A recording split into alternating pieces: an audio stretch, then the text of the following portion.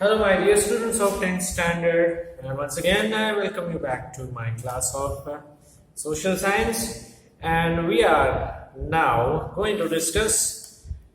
This is going to be the second lecture of our ongoing chapter, Human Development, lesson number 19, Human Development. उसका ये second lecture है, ठीक है। और हमें पढ़ना है ह्यूमन डेवलपमेंट इंडेक्स से, जिसको शॉर्ट में HDI कहा जाता है। पिछले लेक्चर में मैंने आपको बताया था कि ह्यूमन डेवलपमेंट में कितनी सारी बातें इंक्लूड होती है, और unfortunately we are not able, like our country does not fulfil all of those requirements which are needed in order to achieve the human development, ठीक है। तो हमें अब समझना है एक्चुअली कि ह्यूमन डेवलपमेंट इंडेक्स जो है वो कौन सी चीजों से बनता है, ठीक है, ताकि आने वाले समय में, because you are all going to be the kind of aware citizens of our nation, and you all have to contribute towards the economic and overall development of our country. You also have to ensure your own development also. इसलिए वो सारी चीजों को ध्यान में लेते हुए human development index को समझना हमारे लिए बहुत जरूरी है। तो आइए देखते हैं ह्यूमन डेवलपमेंट इंडेक्स क्या होता है। We are going to start our reading from page number 161. Human development index वहां पे लिखा है HDI, ठीक है। The concept of human development index was propounded by Nobel prize winner economist of Indian origin Amartya Sen. ये स्टेटमेंट अंडरलाइन करना चाहिए, हमारे लिए गर्व की बात है कि ह्यूमन डेवलपमेंट इंडेक्स का जो कॉन्सेप्ट है वो देने वाले हमारे भारतीय एक इकोनॉमिस्ट अर्थशास्त्री थे, जिनका नाम अमर्त्य सेन था, ठीक है। और उनको एक बार नोबेल प्राइज मिल चुका है इकोनॉमिक्स के फील्ड में अपने कंट्रीब्यूशन के लिए। So it's a kind of a matter of a great pride for all of us. तो HDI का कॉन्सेप्ट उन्होंने दिया था। First human development report was published in 1990, okay. ये भी अंडरलाइन करना चाहिए कि HDI का सबसे पहला रिपोर्ट पब्लिश हुआ था आज से कुछ 30 साल पहले 1990 में, with their help, जिसमें उनका मेजर कंट्रीब्यूशन था, और उसी की बदौलत उनको नोबेल प्राइज मिला था। Since then under United Nations development programme, ये UNDP जो है उसको शॉर्ट में बोलते हैं, उसका एब्रिविएशन है यूनाइटेड नेशंस डेवलपमेंट प्रोग्राम जो है वो ये इंडेक्स जो है वो हर साल पब्लिश करता है। 1990 में पहली बार पब्लिश हुआ था, उसके बाद UNDP का उन्होंने ये रिस्पॉन्सिबिलिटी लिया है HDI को पब्लिश करने का, और तब से लेकर आज तक हर साल पब्लिश करता है। और UNDP में जो लिस्ट आउट चीजें होती है उसी के बारे में इसमें हमें पढ़ना है। World wide analysis is presented on the basis of development of different Nations in various dimensions. अलग अलग एरिया में हर कोई पर्टिकुलर कंट्री का कितने लेवल तक का डेवलपमेंट है, ठीक है, वो उस लिस्ट में शामिल होता है। तो पहले मैंने आपको बोला था फर्स्ट लेक्चर में कि HDI में जो डिटेल्स लिखी हुई होती है वो रियलिस्टिक होती है, प्लस वो चेंजेबल है, ठीक है। किसी भी कंट्री का स्थान HDI के इंडेक्स में जो नंबर है, ठीक है, वो फिक्स नहीं होता है, वो हमेशा चेंज होता रहता है। अगर डेवलपमेंट अच्छा है तो उनका नंबर जो है वो ऊपर जाता है, आगे की ओर आगे बढ़ता है, और अगर डेवलपमेंट जो है वो उसमें कमजोरी आ गई है या तो फिर डाउनवर्ड्स हो गया, उसका डेवलपमेंट रुक गया है, ठीक है, ठीक से नहीं हो रहा है, तो वो नंबर पीछे चला जाता है, ठीक है। लेकिन कहने का मतलब कि UNDP हर साल से पब्लिश करती है। The idea of human development index was presented in the first report of human development published by United Nations Development Program, in which 3 dimensions of HDI were used collectively, ठीक है। अब सबसे पहले जब HDI पब्लिश हुआ था तो उसमें और इवन आज भी 3 एरियाज को शामिल किया जाता है, बहुत इंपॉर्टेंट है इनको समझना।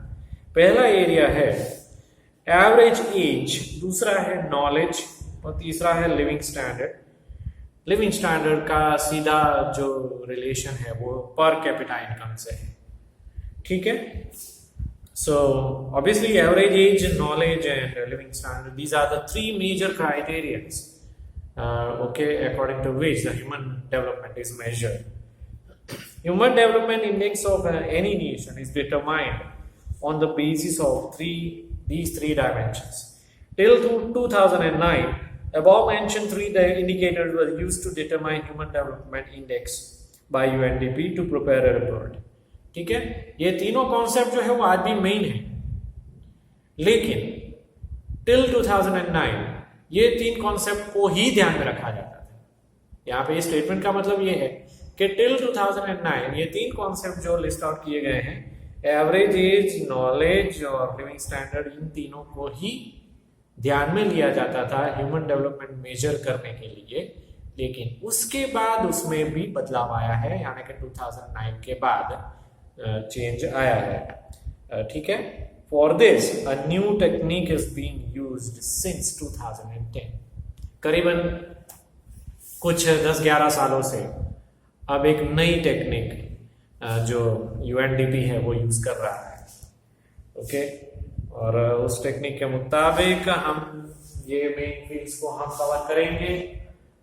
ठीक है, जिससे हमें ज्यादा पता चलेगा कि ह्यूमन डेवलपमेंट में क्या क्या चीजें देखी जाती है. सबसे पहला है लाइफ एक्सपेक्टेंसी इंडेक्स, जिसको LEI कहा जाता है. यानी कि मतलब है उसका कि कोई भी कंट्री में इंसान का एवरेज एज जो है वो कितना होता है. ठीक है, average age it's a very simple thing to understand. हर एक कंट्री का एवरेज एज अलग अलग होता है, और फिर वर्ल्ड का एवरेज एज का क्राइटेरिया भी फिर एक स्पेसिफिक आंकड़ा जो है वो निकलता है, वो भी हर साल पब्लिश होता है. दूसरा है एजुकेशन इंडेक्स. ओके, इसको शॉर्ट में EI कह सकते हैं. और तीसरा जो है that is known as income index. Right, तो one by one we are going to study it. Life expectancy index यानी कि average age, this is for determining health and longevity.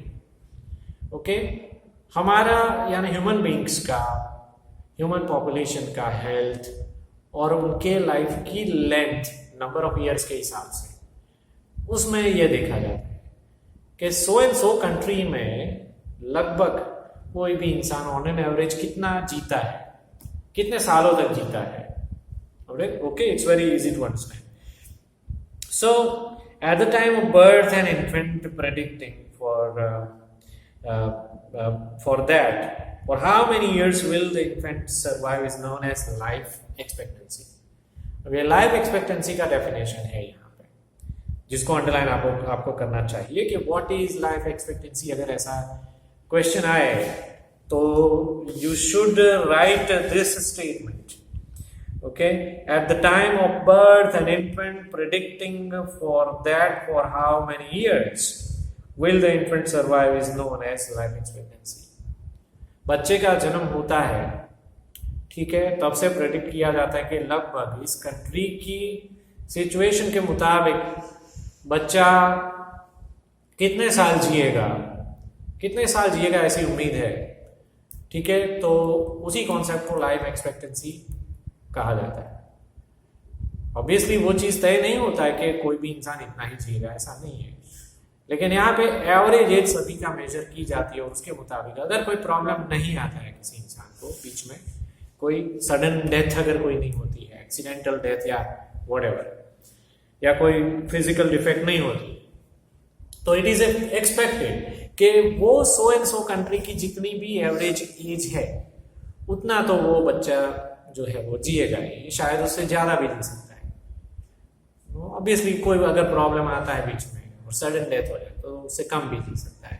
You never know about that, but still we have kept this thing in the priority list of HDI.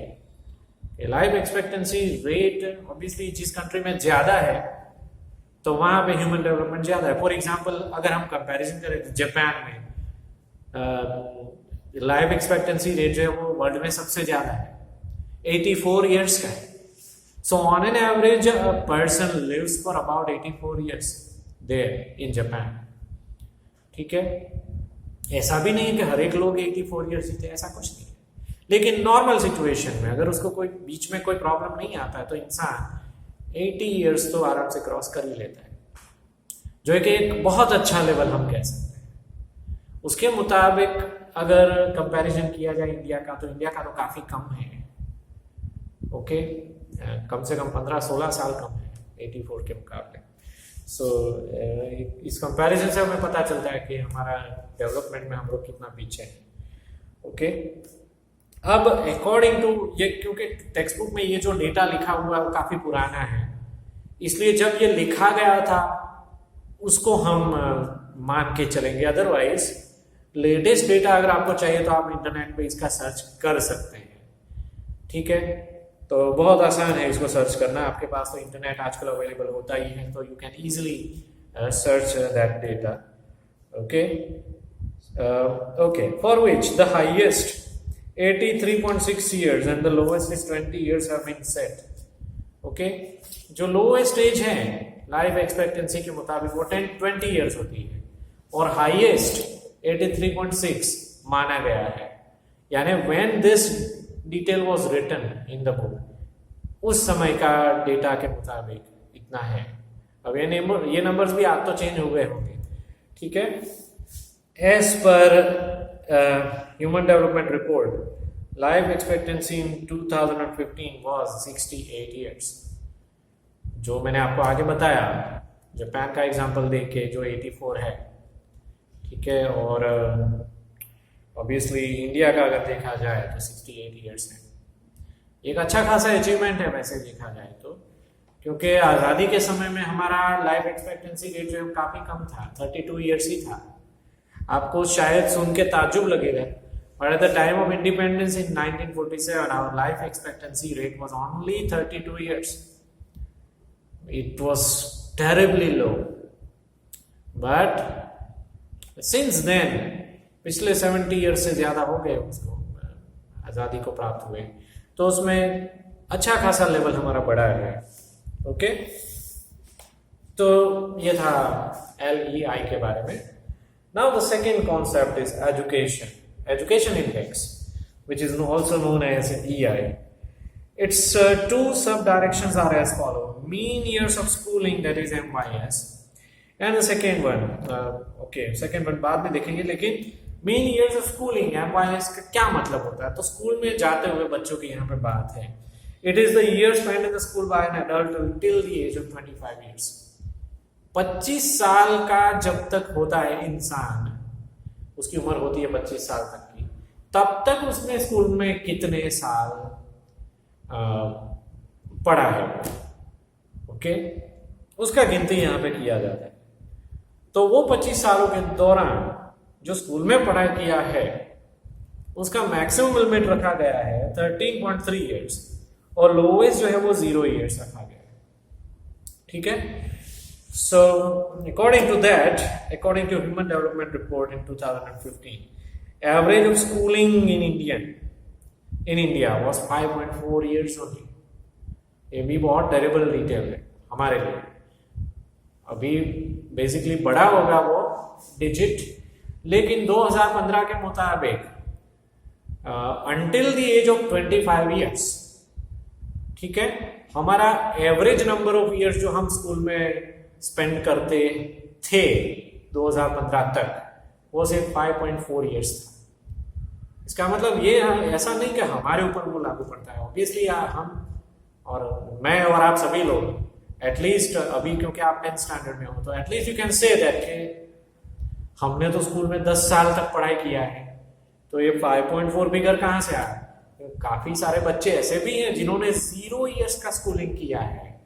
काफी बच्चे ऐसे भी हैं जो 1-2 साल पढ़ के छोड़ दिए हैं। तो इन सबका भी गिनती करना पड़ता है, फिर एवरेज निकालना पड़ता है। तो वो एवरेज जो है हमारा 5.4 ईयर्स था 2015 के मुताबिक।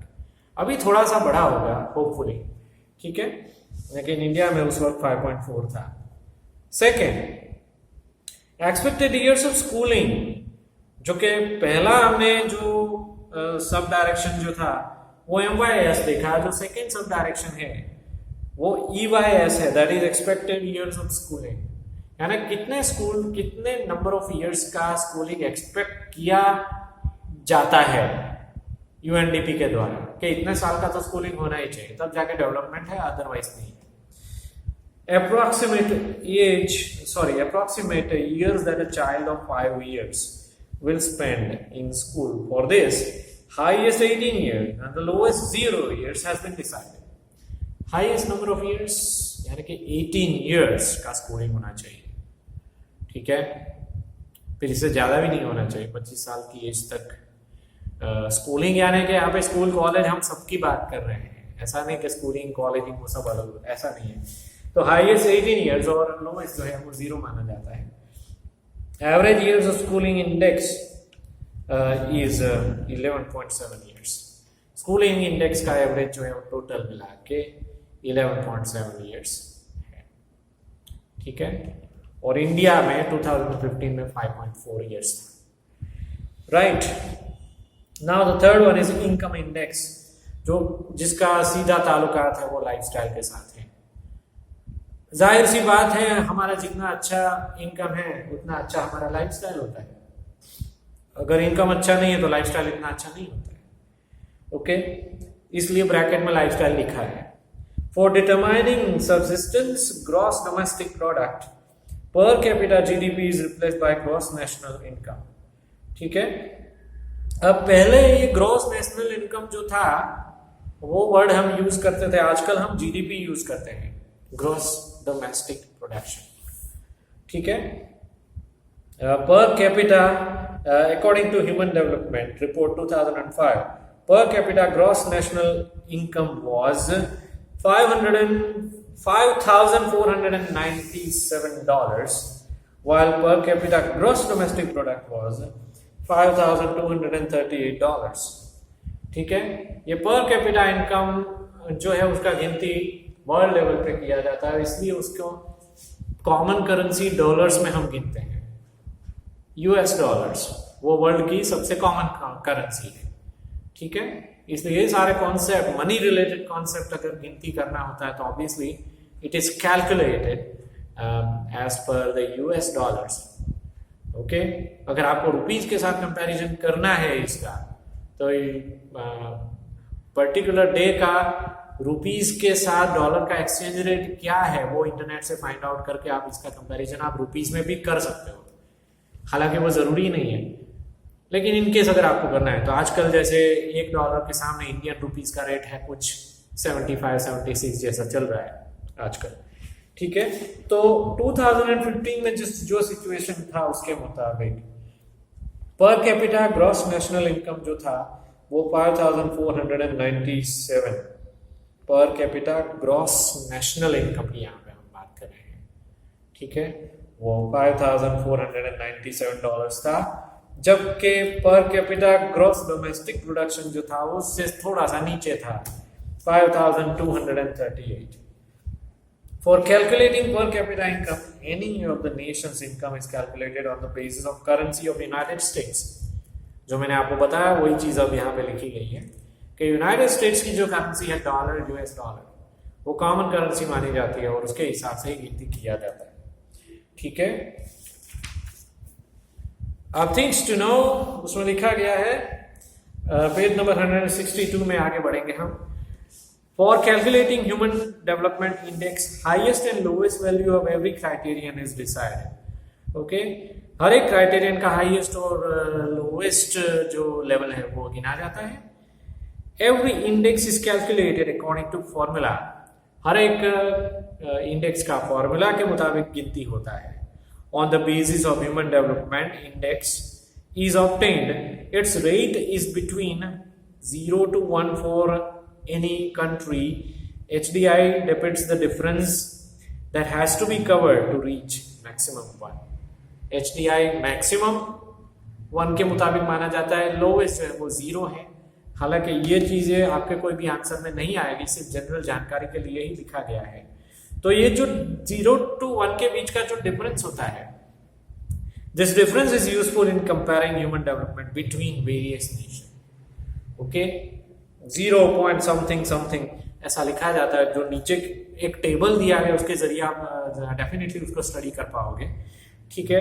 तो वो जो डिजिट होते हैं, वो नंबर्स होते हैं, उससे हम एक दूसरे के साथ कंट्रीज के बीच में कंपैरिजन कर सकते हैं और हमें पता चलता है कि ह्यूमन डेवलपमेंट इंडेक्स के हिसाब से हमारा कंट्री कहाँ पे अभी स्टैंड कर रहा है, ठीक है। So this difference is useful in comparing human development between various Nations on the basis of it could be known that a country is developing in which direction, how much back and forth it is comparison to other countries. तो ये digits को study करने के बाद ही हम कौन से direction में आगे हैं, कौन से एरिया में आगे हैं, कौन से एरिया में हम पीछे हैं, ठीक है, कौन से एरिया में स्टेबल सिचुएशन है हमारी, वो पूरा का पूरा स्टडी हमें ह्यूमन डेवलपमेंट इंडेक्स को स्टडी करने के साथ ही पता चलता है, ठीक है। अब आता है human development report. So this also is pretty much the same as human development reports. वो भी हर साल पब्लिश होता है। उसको पब्लिश करने वाली जो ऑथराइजिंग बॉडी है वो भी यूएनडीपी है, United Nations development Programme. Okay, human development report since 1990 human development report HDR is published every year. हर साल वो पब्लिश होता है HDR। Human Development Index of 188 countries included in Human Development Report in 2015 is divided into 4 sections as per details given in the table below. ठीक है, बहुत ही interesting study है ये। ह्यूमन डेवलपमेंट रिपोर्ट हर साल पब्लिश होता है और उसके 4 कैटेगरीज होते हैं जो टेबल यहाँ पे दिया गया हमें पेज नंबर 162 के ऊपर। उसके मुताबिक 2015 में ये सिचुएशन था, तो इवन आज भी ये सिचुएशन में कोई ज्यादा फर्क नहीं होगा, लेकिन थोड़ा बहुत चेंज जो है वो होता रहता है। नॉर्वे वो नंबर 1 लिस्ट पे था ह्यूमन डेवलपमेंट के हिसाब से, और उसके पॉइंट्स थे 0.944। ओके, तो ये ह्यूमन डेवलपमेंट का गिनती जो मैंने जस्ट अभी आपको बताया 0 से 1 के बीच में होता है, तो ऑब्वियसली ये 1 के बहुत करीब ये आंकड़ा है। तो 0.944 के साथ नॉर्वे का नंबर 1 है, ठीक है। और उसके बाद कुछ कंट्रीज के एग्जांपल आगे दिए गए हैं। Australia 0.935 is placed at the second position. Switzerland 0.930 third position. Okay, जबकि एशियन कंट्री है Singapore 0.912 is on the 11th position। और जहां तक इंडिया का सवाल है, हम लोग अनफॉर्चुनेटली काफी पीछे हैं। 130th पोजीशन 2015 में, और ये नंबर था 0.609। अगर अभी का आपको जानना है तो obviously you can search it on the internet. Okay, India's rank in HDR in 2020, ऐसा कुछ सर्च करके आप ये फाइंड आउट कर सकते हो। 2015 में हमारा 130th नंबर था, ठीक है, इंडिया का। सो 188 कंट्रीज का ये निकाला गया था, उसमें से हमारा 130th नंबर था। It means it is included in the category of medium human development. हमारा जो कैटेगरी एक लाइक क्लासिफिकेशन किया गया था उसके मुताबिक मीडियम ह्यूमन डेवलपमेंट में हमारा कंट्री आता था। और ये रिपोर्ट में आगे और भी लिखा गया है कि कुछ कंट्रीज ऐसे थे जो कि एकदम बॉटम लेवल पे थे। In this report niger is at the bottom. Niger और नाइजीरिया ये दोनों अलग कंट्री है, ठीक है। तो नाइजर जो था उसका एकदम नीचे नंबर था उनका, सबसे लास्ट नंबर 188 नंबर था, यानी कि सबसे पुअर कंट्री उसको माना जा सकता है। उनको नंबर्स दिए गए थे 0.348 HDI।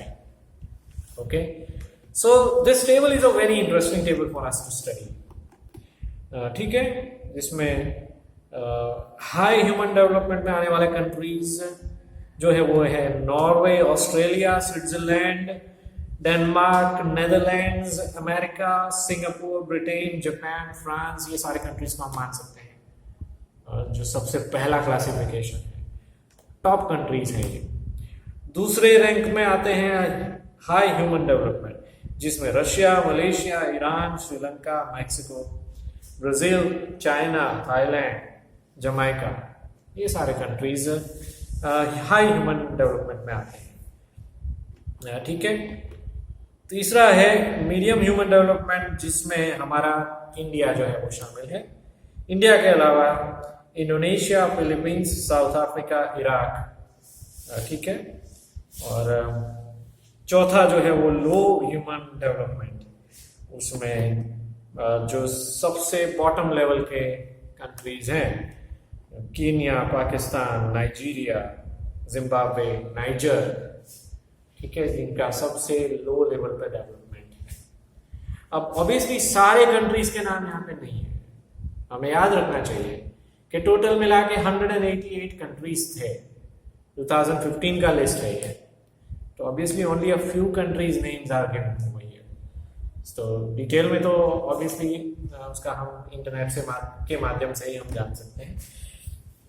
अब आगे बढ़ते हैं। टेबल के नीचे जो लिखा है, human development index of India was 0.428 in the year 1990। 1990 में जब पहली बार ये पब्लिश हुआ था, तब हमारे नंबर्स काफी कम थे, 0.428। फिर 10 साल के बाद वो नंबर थोड़ा सा बढ़ा, 0.496 इन द ईयर 2000। फिर 2010 में थोड़ा सा और हमारा डेवलपमेंट हुआ, 0.586 इन 2010, ओके, और 0.604 इन द ईयर 2014 और 0.609 इन द ईयर 2015। तो एक अच्छी बात यह है हमारे लिए कि ह्यूमन डेवलपमेंट कंटिन्यूअसली प्रोग्रेसिव वे में आगे बढ़ रहा है। तो होपफुली हम 130 नंबर से ऊपर आकर एक अच्छे रिस्पेक्टेबल पोजीशन में हम नियर फ्यूचर में आ जाएंगे, ठीक है। Position of India and its neighbouring countries as per HDR। अब HDR के मुताबिक हमारे नेबरिंग कंट्रीज का पोजीशन क्या है और उसके मुकाबले इंडिया का पोजीशन कहाँ पे है, ठीक है। तो आप देख सकते हो कि HDR में श्रीलंका 73rd पोजीशन पे है, चाइना 90th पोजीशन पे है, मालदीव्स 104th पोजीशन में है, इंडिया जैसा कि आप जानते हो 130th पोजीशन पे था 2015 में, और भूटान जो था वो 132nd पोजीशन पे, ओके। और HDR के मुताबिक ये जो हमने देखा वो HDI हमने देखा, and then after we are going to study about HDI, okay. 142 position जो था वो बांग्लादेश का, 145 पोजीशन जो था वो नेपाल, यानी ये सारे बांग्लादेश, नेपाल, पाकिस्तान, म्यांमार, फिर आगे है अफगानिस्तान, ये सारे इंडिया से भी पिछड़े हुए कंट्रीज हैं, ठीक है। उसमें हमें कोई ज्यादा खुश होने वाली बात नहीं है, हमें तो सिर्फ इतना याद रखना चाहिए कि हमारा ओवरऑल रैंक जो है 138 था, तो उससे बहुत ज्यादा आगे बढ़ने की अभी भी हमें जरूरत है, ठीक है। Among the neighbouring countries of India, the condition of Sri Lanka, China, Maldives is better. China, Sri Lanka और मालदीव्स की कंडीशन हमारे से अच्छी है, ठीक है।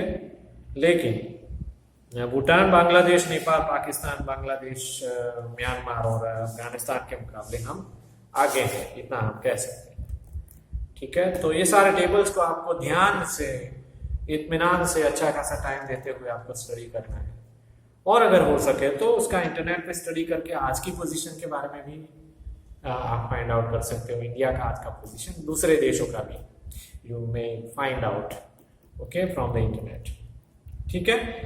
अब आने वाले लेक्चर में पार्ट 3 में हम पढ़ेंगे challenges of human development, okay. Human development के रास्ते में कौन सी बाधाएं आती है वो हम 3rd लेक्चर में पढ़ेंगे। तब तक के लिए आज्ञा दीजिए, but stay tuned, be healthy, B smiling and be happy, and you have a good day.